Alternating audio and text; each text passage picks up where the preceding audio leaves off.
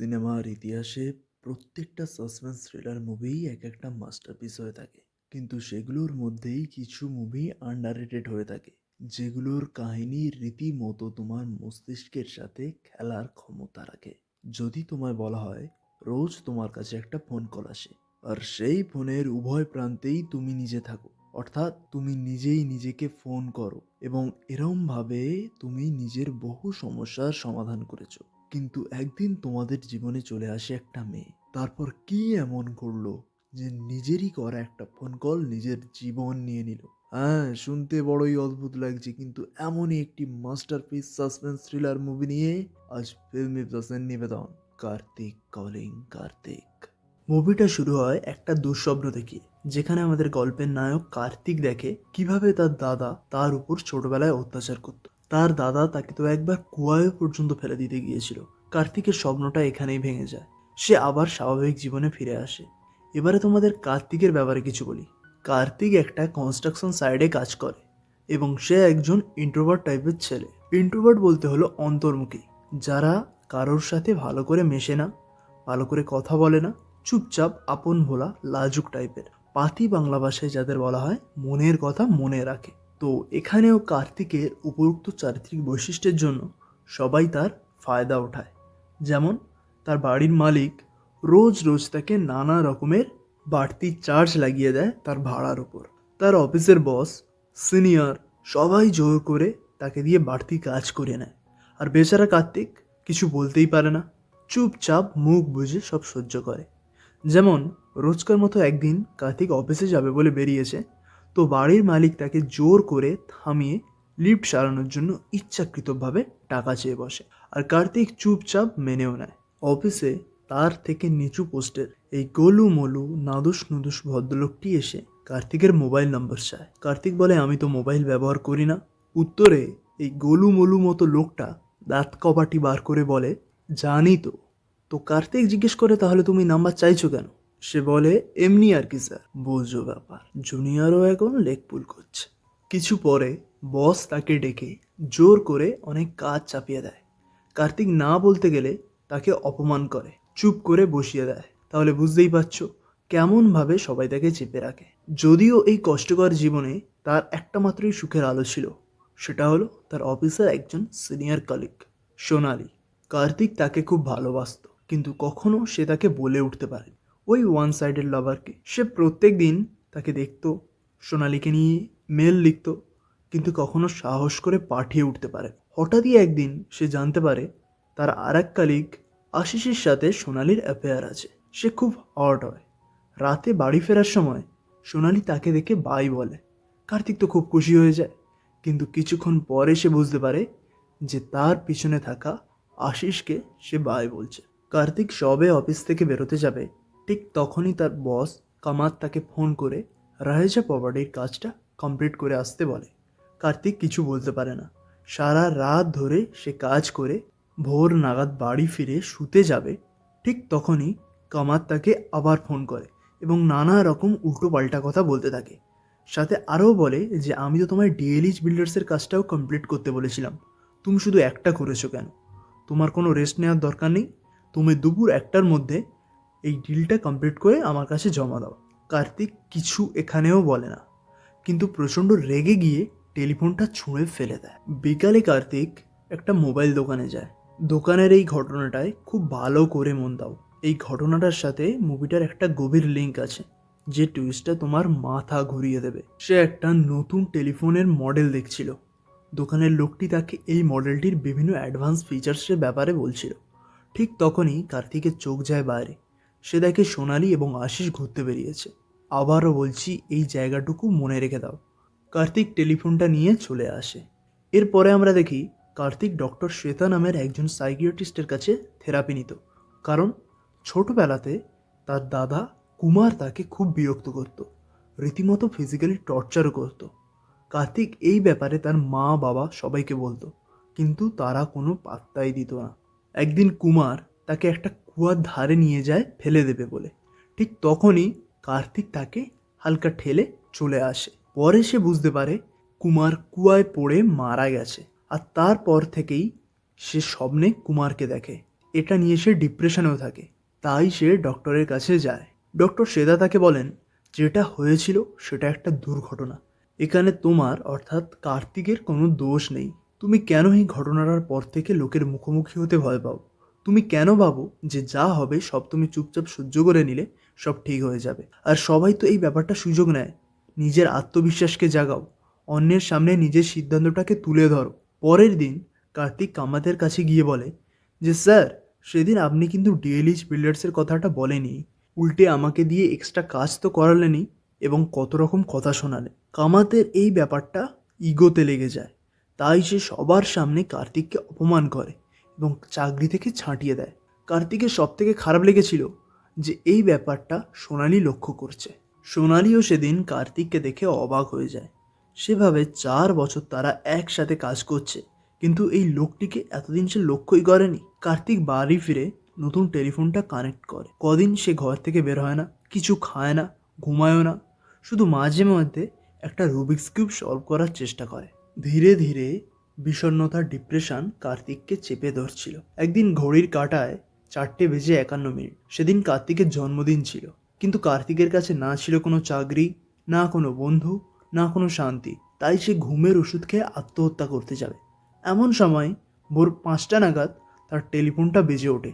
আর এখান থেকেই মুভিটা মাথা ঘোরানো একটা মোড় নেয়। কার্তিক কলটা রিসিভ করলে ফোনের ওপার থেকে তাকে কেউ একজন বার্থডে উইশ করে।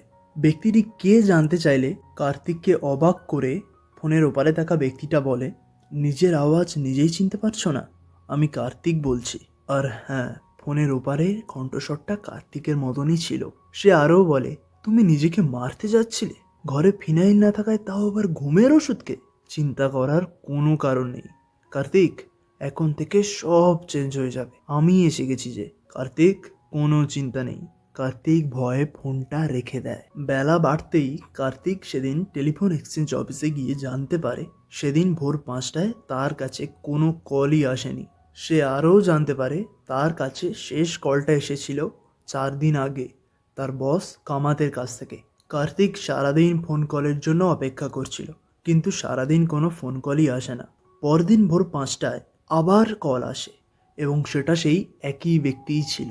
এখানে তোমাদের বোঝার সুবিধার্থে আমি ফোনের ওপারের ব্যক্তিটিকে কার্তিক 2 বলে সম্বোধন করছি।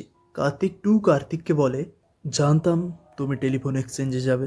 তুমি কি আমাকে বিশ্বাস করো না? আচ্ছা কার্তিক, তুমি বলো তো, আমি কোনোদিন তোমার কোনো ক্ষতি করেছি? এরপর কার্তিক 2 কার্তিককে হুবহু সেই সব কথা বলতে থাকে, যে কিভাবে সে স্বপ্নে কুমারকে দেখে, সে কিভাবে চেকআপের জন্য মাসে মাসে টাকা খরচ করে, কিভাবে সে বহু মেসেজ সোনালীকে না পাঠিয়ে রেখে দিয়েছে। কার্তিক 2 বলে, তুমি কি চাও না তোমার জীবনে এই সমস্যাগুলো ঠিক হয়ে যাক? এমন জীবনে কি তুমি খুশি আছো? তুমি কেন বিশ্বাস করতে পারছো না যে কেউ সত্যিই তোমার সাহায্য করতে চায়? সে আরও বলে, কার্তিক, তুমি শুধু আমাকে বিশ্বাস করো, আমার ফোন কলের অপেক্ষা করো, আমার কথা শুনে চলো, আর তারপর দেখো কিভাবে তোমার জীবন পরিবর্তন হয়ে যায়। কার্তিক জীবনে প্রায় সব দিক থেকেই হেরে গেছিল। সে ভেবে দেখলো একবার শেষ চেষ্টা করে দেখতেই ক্ষতিটা বাকি। কার্তিক 2 কথায় রাজি হয়ে যায়। কথা মতোই কার্তিক 2 পরদিন তাকে ফোন করে বলে, তোমার জীবনের সব থেকে বড় সমস্যা হলো গিয়ে তুমি কাউকে না বলতে পারো না, আর সবাই তোমার এই দুর্বলতাটার সুযোগ নেয়। সবার আগে না বলা শেখো কার্তিক।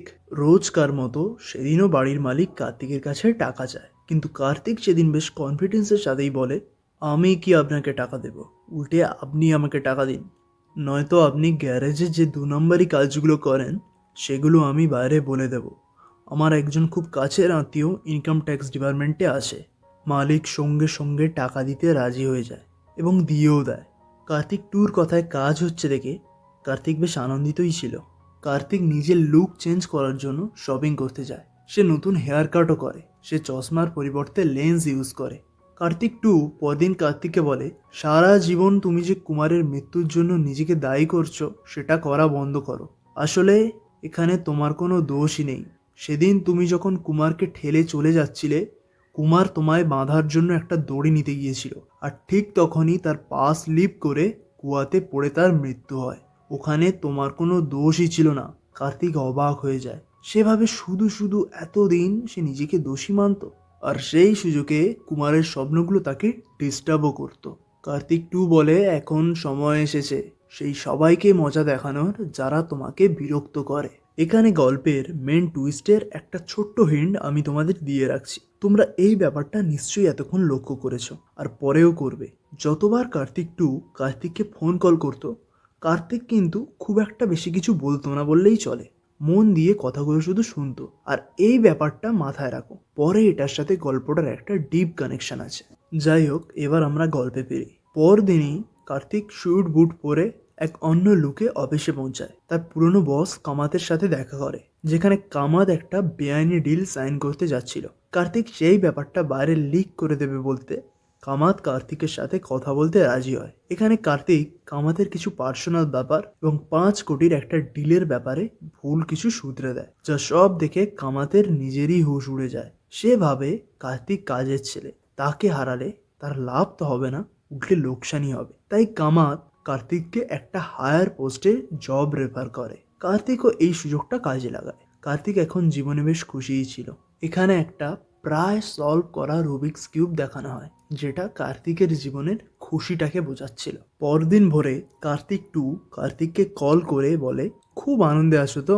আর তখনই কার্তিক কিছু বলতে যাবে, কিন্তু অন্তর্যামীর মতো কার্তিক 2 বলে এবার তুমি সোনালির জন্য তৈরি হও। তুমি বরং আশিসের কাছে গিয়ে বলো এবার তোমার স্ত্রীর কাছে যাওয়ার সময় হয়েছে। সেদিন কার্তিক আশিসের সাথে দেখা করে বলে তোমার বাচ্চা কেমন আছে? আমার তো মনে হয় তুমি তোমার বাচ্চা এবং স্ত্রীর কথা সোনালীকে বলনি। তা কথাটা তুমি বলবে নাকি আমি বলবো? আসলে আশিস, কি জানো তো, আমার না চড়ের আওয়াজ শুনতে খুব ভালো লাগে। এখন দেখো কি করবে তুমি, বোঝো ব্যাপার। এদিকে বউ বাচ্চা নিয়ে আবার একটা প্রেম করছে, আর আমার কপালটা পুরোই ফাঁকা। যাই হোক, এদিকে আশিস সোনালীকে তার এই কীর্তিকলাপের কথা বলতেই সোনালী তাকে 2-3 চড় দিয়ে পুজো করে। সোনালী একা বিষণ্ণ মনে বসেছিল। কার্তিক এই সুযোগে তাকে সান্ত্বনা দিতে চাইলে সোনালী তাকে নিষেধ করে। কার্তিক এরপর 2-3 দিন নানাভাবে সোনালীকে মানানোর জন্য চেষ্টা করে এবং অবশেষে সোনালী রাজিও হয়ে যায়। তারা দুজন একদিন বাইরে নিরিবিলি জায়গায় কফি খাওয়ার জন্য যায়। সেখানে একান্তে তারা বেশ কিছুক্ষণ সময়ও কাটায়। ধীরে ধীরে তাদের মধ্যেকার দূরত্ব কমতে শুরু করে। সোনালীরও ধীরে ধীরে কার্তিককে বেশ পছন্দ হয়ে যায়। কার্তিক 2 একদিন কার্তিককে বলে এখন কেমন লাগছে? ধীরে ধীরে সোনালী পুরো তোমার হয়ে যাবে। একদিন কার্তিক আর সোনালী দুজন শপিং করতে যায়। সেখানে তাদের কার্তিকের এক কাজিনের সাথে দেখা হয়। তাদের মধ্যে বেশ কথাও হয়। সেখানে সোনালী কার্তিককে নিজের প্রেমিক হিসাবে স্বীকার করে। কার্তিক এই ব্যাপারটা নিয়ে খুব খুশি ছিল। কার্তিক 2-র জন্য তার জীবনের সব সমস্যাগুলো প্রায় কেটে গেছে। তাই কার্তিক 2কে সে থ্যাংক ইউ বলে। কার্তিক 2 শুধু কার্তিককে বলে তুমি আমায় একটা কথা দাও, আমাদের মধ্যেকার এই কথোপকথনের ব্যাপারটা তুমি কাউকে বলবে না, কারণ কেউ তোমার কথা বিশ্বাসই করবে না। সবাই তোমাকে নিয়ে মজা করবে, ঠাট্টা তামাশা করবে। কার্তিক তার কথায় রাজি হয়ে যায়। একদিন কার্তিক এবং সোনালী ক্লোজ হয়। সেখানে সোনালী তাকে বলে তুমি অন্যদের মতো আমার সাথে চিট করবে না তো? এই কথা শুনে কার্তিক কিছুই বলে না। সোনালীকে নিয়ে তারা অফিসে আসে আর সেখানে সেই আনসেন্ড করা মেসেজগুলো তাকে দেখায়। সোনালী কার্তিকের মনের ফিলিংস বুঝতে পারে। তাদের রিলেশনে এখন তারা দুজনই দুজনের প্রতি সিরিয়াস ছিল। এরপর তাদের মধ্যে সেটাই ঘটে, হ্যাঁ, যেটা তোমার মাথায় চলছে। আজকাল এত ধৈর্য কারই বা আছে? যাই হোক, কার্তিক এদিকে প্রতিদিন কার্তিক 2 থেকে পরামর্শ নিয়ে যেত। একদিন সোনালী কার্তিককে বলে এতদিন যে যে রিলেশনে ছিলাম সবাই আমায় ঠকিয়েছে। আশিসের তো বউ বাচ্চাও ছিল, তুমি কোনোদিন আমাকে ঠকাবে না তো? আমার কাছে কোনোদিন মিথ্যে বলবে না তো? আর এখান থেকে মুভিটা 360 ডিগ্রি টার্ন নেয়। সামনে আসে একের পর এক মাথা ঘোরানো টুইস্ট। কার্তিক মনে করে তার জীবনে কার্তিক 2-র ব্যাপারটা সে সোনালীকে বলে দেবে। সে সবে কার্তিক 2-র কথা তাকে বলতে যাবে, আর ঠিক তখনই তার টেলিফোনটা বেজে ওঠে। কার্তিক প্রচণ্ড ভয় পেয়ে যায়, নার্ভাস ফিল করে। সে কোনো রকমে গিয়ে কলটা রিসিভ করে আর ফোনের ওপার থেকে একজন ব্যাংকের এজেন্ট কথা বলে ওঠে। আর হ্যাঁ, ঠিক তোমার মতোই কার্তিকও হাঁপ ছেড়ে বাঁচে। কিন্তু তারপরই সে সোনালীকে সব কথা বলে দেয়। সোনালী প্রথমে কিছু বিশ্বাস করতে চায় না, অবাক হয়ে যায়। কিন্তু কার্তিক তাকে বলে যে তুমি কোনো চিন্তা করো না, বিয়ের পর তোমার কোনো প্রবলেমই হবে না। আমি অন্য রুমে গিয়ে কার্তিক 2-র সাথে কথা বলবো, তোমার কোনো সমস্যাই হবে না। এবার সোনালী বলে যে এটা সম্ভবই নয়, তোমার ডক্টর দেখানো উচিত। কার্তিক রাজি না হলে সে বলে হয় তুমি ডক্টর দেখাবে, নয়তো আমি তোমায় ছেড়ে চলে যাব। এটা মোটেও ঠিক নয়। পরের ফোন কলে কার্তিক টু বলে, কি পেলে তুমি সোনালীকে বলে? আমি বারণ করেছিলাম তোমায়। সোনালী এখন তোমায় পাগল ভাবছে। দেখো, এখনো কিছু চেঞ্জ হয়নি। তুমি আমার কথা শোনো। আচ্ছা কার্তিক, তুমি বলো, তোমার জীবন কে ঠিক করেছে? সোনালীকে পেতে কে সাহায্য করেছে? সোনালী যদি তোমায় সত্যি ভালোবেসে থাকে তাহলে সোনালী তোমায় ছেড়ে যাবে না। তুমি আমার কথা শোনো। সোনালীকে গিয়ে বলো তুমি মিথ্যে বলছিলে, তার সাথে তুমি মজা করছিলে। এমন কোনো কলই তোমার কাছে আসে না। কার্তিক, তুমি তো সত্যি বলে ফলটা দেখলে, এবার মিথ্যে বলে দেখো। পরদিন কার্তিক সোনালীকে গিয়ে তেমনটাই বলে। সে বলে আমি তো মজা করছিলাম, ডক্টরের কাছে কোনো দরকারই নেই। সোনালী বুঝতে পারে যে কার্তিক তাকে মিথ্যে বলছিল। সোনালী তার উপর প্রচণ্ড রেগে যায়। কার্তিক তাকে হারানোর ভয়ে ডক্টর শ্বেতার কাছে যায়। ডক্টর শ্বেতা সব শুনে বলেন, এটা তোমার মনের একটা ভুল, তুমি কেবল এটা কল্পনা করো। কার্তিক কথা মানতে চায় না। ডক্টর বলেন, আচ্ছা এই কলটা অন্য কারোর সামনে কি এসছে? এই নাম্বারটার কি কোনো অস্তিত্ব আছে? তাহলে তুমি যা বলছো এটা অবাস্তব ঘটনা। কার্তিক তাকে বলে, প্রয়োজনে আপনি আমার বাড়িতে আসুন, তারপর নিজের চোখে ঘটনাটা দেখবেন। পরদিন ভোর 4:30 ডক্টর কার্তিকের বাড়ি যায়। আর 5টার সময় ডক্টরকে অবাক করে কার্তিক টু কল করে। ডক্টর বলেন, এটা হয়তো তোমার কোনো বন্ধু কল করেছে। কার্তিক টু বলে, ফোনটা স্পিকারে দাও। কোথাও যেন কার্তিক টুর গলাটা খুব রাগি রাগি মনে হচ্ছিল। সে বলে, কি করলে আপনি বিশ্বাস করবেন যে আমিও কার্তিক? কার্তিক টু ডক্টরকে এমন কিছু কথা বলে যেটা শুধু ডক্টর এবং কার্তিক ছাড়া আর কারোর জানা সম্ভব নয়। সে বলে, আপনার তো আমার প্রতি কৃতজ্ঞ থাকা উচিত। এত বছরে আপনি কার্তিকের যে মানসিক সমস্যার সমাধান করতে পারেননি তা আমি মাত্র এই কয়দিনেই করে দিয়েছি। আর তা না করে আপনি আমার অস্তিত্ব নিয়ে প্রশ্ন তুলছেন। আপনার কেমন লাগবে যদি কেউ আপনার অস্তিত্ব স্বীকার না করে? শুনুন, কার্তিক একটা বাচ্চার মতো। কার্তিকের আমার সাহায্যের দরকার। সোনালী এসব শুনে আরো রেগে যায়। এবার সে সিদ্ধান্ত নয় যে পরের দিন কল সে রিসিভ করবে। কিন্তু পরের দিন যখন কল আসে, সে কার্তিককে বলে যে কলটা বাজতে দাও। 3-4 দিন এমন করে কল বাজবে, তারপর আপনা আপনি বন্ধ হয়ে যাবে। বেশ কিছুক্ষণ ফোনটা বাজছিল, কিন্তু তারা রিসিভ করেনি। আর ঠিক তখনই তাদের দরজার কলিং বেলটা বেজে ওঠে। ভয়ে তারা কাঠ হয়ে যায়। যদিও দরজা খুলে তারা দেখে নিউজ পেপার ডেলিভারি বয় ছিল। কি অন্য কিছু আশা করেছিলে নাকি? কিন্তু ঝামেলা এখানে শেষ হয় না। সোনালী বাড়ি থেকে বেরিয়ে যায়, কিন্তু তখনও ফোনটা একইভাবে বেজে যাচ্ছিল। কার্তিক ভাবে হয়তো ইলেকট্রিক কানেকশন অফ করে দিলে ফোনটা বন্ধ হয়ে যাবে, কিন্তু তা হয় না। লাগাতার ফোনটা একভাবে বেজে যাচ্ছিল।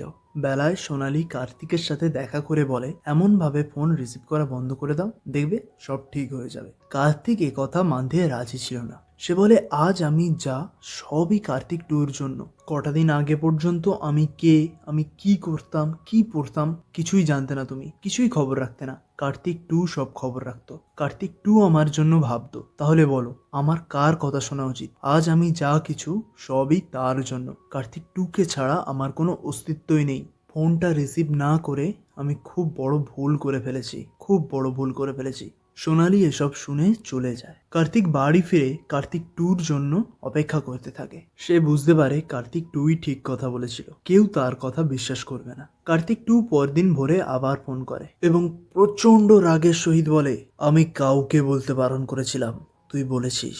আমি ডক্টরের কাছে যেতে বারণ করেছিলাম, তুই তো তাকে বাড়িতে নিয়ে আসলি। আর কাল তো আরো বড় ভুল করলি, আমার ফোন রিজেক্ট করলি। আমার খুব ভুল করেছিস তুই, খুব ভুল। আমি যদি তোকে উপরে তুলতে পারি তো আমি তোকে নিচেও নামাতে পারি, দেখ এবার কি হয়। আর তখনই একটা আনসলভ রুবিক্স কিউব দেখানো হয়। অর্থাৎ আমরা বুঝতে পারি যে কার্তিকের জীবনে খারাপ কিছু হতে চলেছে। পরদিন কামাত কার্তিককে ডেকে পাঠায়। সে কার্তিককে বলে, তুমি আমার অ্যাফেয়ার নিয়ে ব্ল্যাকমেল করছো? এত বড় সাহস তোমার? কার্তিক অবাক হয়ে যায়। কিছুক্ষণ পর কামাত সবার সামনে এসে কার্তিককে প্রায় মেরেই ফেলে। এমন একটা অবস্থা হয় কারণ কার্তিক একটা ইল্লিগাল ডিলের ব্যাপারে থানায় জানিয়ে দেয়, যার কারণে কামাতের 80 কোটির লস হয়। তার মাথায় আকাশ ভেঙে পড়ে। কামাত তাকে অফিস থেকে বার করে দেয়। যাওয়ার সময় কার্তিকের সোনালীর সাথে দেখা হয়। সোনালী তাকে বলে সে কার্তিকের কাছ থেকে এই ধরনের ব্যবহার আশা করেনি, কার্তিক তো অবাক হয়ে যায়। সোনালি বলে, কাল রাতে তুমি আমায় অসভ্য ভাষায় গালাগালি দিয়েছো, আমার সেই সব কথা নিয়ে খোঁটা দিয়েছো যা কেবল শুধু তোমারই জানার কথা। কার্তিক বুঝতে পারে এই সব কিছু কার্তিক টুর কাজ, কিন্তু কাউকে বোঝাতে পারে না। কার্তিক পরে জানতে পারে যে তার ব্যাংকে 15 লাখ টাকা একটা চিলড্রেন ফান্ডে ট্রান্সফার হয়ে গেছে। কার্তিক টু তার জীবন থেকে চাকরি, সোনালি, শান্তি সেই সব কিছু কেড়ে নেয় যেগুলো পেতে সে সাহায্য করেছিল। কার্তিক পুরো নিঃস্ব, অসহায় হয়ে যায়। তার কাছে যা কিছু ছিল কোনো রকমে সব বিক্রি করে কিছু টাকা জোগাড় করে এবং একটা কালো চশমা পরে নেয় যাতে সে আশেপাশের কিছু দেখতে না পায়। এর কারণটা কিছুক্ষণ পরে বুঝতে পারবে। কার্তিক একটা স্টেশনে চলে আসে, সেখানে একজনকে বলে যে তার ইচ্ছে মতো, অর্থাৎ সেই ব্যক্তিটার ইচ্ছে মতো দূরে কোনো একটা জায়গায়, অর্থাৎ যে কোনো একটা জায়গায় একটা টিকিট কেটে দিতে, আর ট্রেনটা কোন প্ল্যাটফর্ম থেকে ছাড়বে শুধু সেটা বলে দিতে। কার্তিক অন্যদের সাহায্য নিয়ে নতুন একটা জায়গায় নামে। পরে আমরা জানতে পারি সেই জায়গাটার নাম হলো কোচি। হ্যাঁ, জায়গাটার নামই কোচি। পরে সে সেখানকার একটা অটো ড্রাইভারের সাহায্য নিয়ে একটা হোটেলে যায়। সেখানে সে হোটেলের মালিককে বলে, 2 সপ্তাহের জন্য আমি থাকবো এবং আমাকে থাকার জন্য যে রুমে জায়গা করে দেবেন সেখানকার সমস্ত আসবাবপত্র, টিভি, টেলিফোন ইত্যাদি সব বার করে নিন। নিউজ পেপারও দেবেন না, শুধু খাবারটুকু দিয়ে আসবেন আর কোনো ডিস্টার্ব করবেন না। আর এই নিন 10,000 টাকা। এবার তোমাদের নিশ্চয়ই মনে হচ্ছে যে কার্তিক কি পাগল হয়ে গেল নাকি, এমন করছে কেন? তার এমন করার কারণ ছিল, কার্তিক যা কিছু করত কার্তিক টু সব জানতো। তাহলে কার্তিক নিজেই যদি না জানে তার ব্যাপারে কিছু, মানে সে কোথায় থাকছে, কি করছে, তো কার্তিক টু কি করে জানবে? হ্যাঁ, আর এই কারণেই কার্তিক চশমা পরেছিল, কালো চশমা, মানে আশেপাশটা যাতে না সে বুঝতে পারে। এমন ভাবে বেশ কিছু মাস কেটে যায়। কার্তিক এখন বেশ ভালোই আছে। সে একটা কুরিয়ার অফিসে জব করে আর কার্তিক টুও তাকে আর ডিস্টার্ব করে না, কারণ কার্তিক টু টেলিফোনই ইউজ করে না। সোনালি কার্তিককে খুব মিস করতো। কার্তিকও তাকে মেল পাঠাতে গিয়ে আগের মতো পাঠাতে পারতো না। ডক্টর শ্বেতা একদিন সোনালির কাছে কার্তিকের খোঁজ নেয়, কারণ তিনি তার ব্যাপারে কিছু জানতে পেরেছিলেন। এখান থেকে প্রত্যেকটা জিনিস খুব ভালো করে খেয়াল করো, মেইন টুইস্টের সাথে এগুলো জড়িত। কার্তিকের নতুন বস কর্মসূত্রে দুবাই যাবে বলে কার্তিকের সাথে যোগাযোগ রাখার জন্য একটা মোবাইল নিতে বলে, কিন্তু কার্তিক মোবাইল না নিতে চাইলে তাকে অন্তত একটা টেলিফোন নিতে অনুরোধ করে। অনেক জোর জবরদস্তি করায় কার্তিক টেলিফোন নিতে রাজি হয়ে যায়। সে দোকানে গিয়ে আবার সেই একই মডেলের টেলিফোনটা কেনে। কার্তিক খুব সাবধানে চলাফেরা করত, এমনকি সে নিজের ফোন নাম্বারটাও পর্যন্ত দেখতো না, যদি কার্তিক টু জেনে যায় এই ভয়। কার্তিক সেই রাতটা খুব ভয়ে ভয়ে কাটায়, যদি কার্তিক টু তাকে আবার ফোন করে, কিন্তু কার্তিক টু আর কলই করে না। সেদিন কার্তিক খুব খুশি হয়। সে অফিসে গিয়ে সোনালীকে একটা মেল পাঠায়। এদিকে ডক্টর শ্বেতা সোনালীকে ডেকে পাঠান। তিনি সোনালীর কাছে কার্তিকের দাদার ব্যাপারে জানতে চান। সোনালী বলে, আমি তার কাজিনের সাথে কথা বলেছি, কার্তিক একজন সিঙ্গেল চাইল্ড। ডক্টর বলেন, তাহলে আমার সন্দেহটাই ঠিক, কার্তিকের স্কিজোফ্রেনিয়া আছে। এটা একটা মানসিক রোগ, কার্তিক ছোটবেলা থেকেই ভুগছে। কার্তিক আমার কাছে ট্রিটমেন্ট নিত, সে ভাবতো তার একজন দাদা আছে যে তাকে খুব ডিস্টার্ব করতো। কার্তিক তার মৃত্যুর জন্য নিজেকে দায়ী করত। এখানে আমরা দেখি কার্তিক যে তার বাবা মাকে নালিশ করত কিন্তু তারা কিছুই বলতো না, এর কারণ ছিল তারা আসলেই কাউকে দেখতে পেত না, তো বলবেটা কাকে? এটা শুধু কার্তিকের একটা কল্পনা ছিল। ডক্টর বলেন, কার্তিক টু কার্তিকের দাদার মতোই কার্তিকের একটা কল্পনা মাত্র। সোনালী এসব কিছুই বুঝতে পারে না, সে অবাক হয়ে যায়। কিন্তু অবাক হওয়ার তো বাকি ছিল, মাথা ঘুরিয়ে দেওয়ার মতো সেই টুইস্টটা সামনে আসে। ডক্টর সোনালীকে একটা টেলিফোনের অ্যাডভার্টাইজ দেখায় যেটা কার্তিক ইউজ করত। সেই ফোনের কিছু স্পেশাল ফিচার্স ছিল, তার মধ্যে একটি হলো যে নিজেই নিজের কথা রেকর্ড করে রিমাইন্ডার হিসেবে ইউজ করতে পারবে। এবার তোমাদের মনে প্রশ্ন আসতে পারে যে কার্তিক যখন ফোন কিনেছিল দোকানের লোকটার কাছে তো সে সব ফিচার্সগুলো সম্বন্ধে শুনছিল, কিন্তু একটু ভালো করে মনে করো, সে দোকানে দাঁড়িয়ে শুনছিল তো সব কথাই, কিন্তু তার চোখ আর মন ছিল বাইরে সোনালির দিকে। মনে পড়ছে তখন বাইরে আশিস আর সোনালি ঘুরতে বেরিয়েছিল। দোকানদার তখন বলছিল যে 0026 ডায়াল করে নিজের বলা কথা বা কোনো কিছু রেকর্ড করে নির্দিষ্ট টাইমে সেট করে অ্যালার্মের মতো রিমাইন্ডার কল হিসেবে ব্যবহার করতে পারবেন। আর এটা কানেকশন অফ থাকলেও চলবে, কারণ এর ভিতরে ব্যাটারি আছে। এবার বুঝতে পারছো নিশ্চয়ই যে কেন সেদিন ইলেকট্রিক কানেকশন অফ করে দেওয়ার পরও ফোনটা লাগাতার বাজছিল। অর্থাৎ কার্তিক নিজেই কার্তিক টুর ভূমিকা পালন করত। এখানে কার্তিকের মধ্যে আমরা দুটো ব্যক্তিত্ব দেখি। কার্তিক নিজেই কার্তিক টু সেজে নিজের কথাগুলো রেকর্ড করে 5টার সময় রিমাইন্ডার কল হিসেবে সেট করত এবং 5টার সময় কার্তিক হয়ে সে সেটা রিসিভ করত, আর কার্তিক টুর কথা তার মনেই থাকতো না। ডক্টর বলেন আমাদের ব্রেন দুই ভাগে বিভক্ত, একটা কনসিয়াস মাইন্ড আর একটা সাবকনসিয়াস মাইন্ড। আমাদের দৈনন্দিন জীবনে আমরা সচেতন মনে যা কিছু করি সেই সব কিছু কনসিয়াস মাইন্ড অর্থাৎ চেতন মনে জমা হয়, কিন্তু সেই কথাবার্তা, কাজকর্ম ইত্যাদি যা কিছু আমরা শুনি কিন্তু মনে রাখতে পারি না, সেইগুলো আমাদের সাবকনসিয়াস মাইন্ড অর্থাৎ অবচেতন মনে জমা হয়। আর এই সাবকনসিয়াস মাইন্ড সব কিছু খুব ভালোভাবে ট্র্যাক করে, কারণ এটা আমাদের মাথায় কনসিয়াস মাইন্ডের সাথেই থাকে। এবারে তোমাদের এটা মনে হতে পারে যে এই সব তো ঠিক আছে, কিন্তু কার্তিক, আশিস, কামাত এদের ব্যাপারটা জানলো কি করে? তার উত্তর হলো গিয়ে অন্য ব্যাপারগুলোর মতোই আশিস যখন তার বউয়ের সাথে কথা বলতো, কামাত যখন তার এক কলিগের সাথে এই ইন্টু পিন্টু করতো, বা কল্পনায় কুমার যে স্লিপ খেয়েছিল, এই সব কিছু তার সাবকনসিয়াস মাইন্ড শুনতো, খেয়াল করতো, কিন্তু অতটা পাত্তা দিত না, যেটা কার্তিক টু হয়ে পরে বেরিয়ে এসেছিল।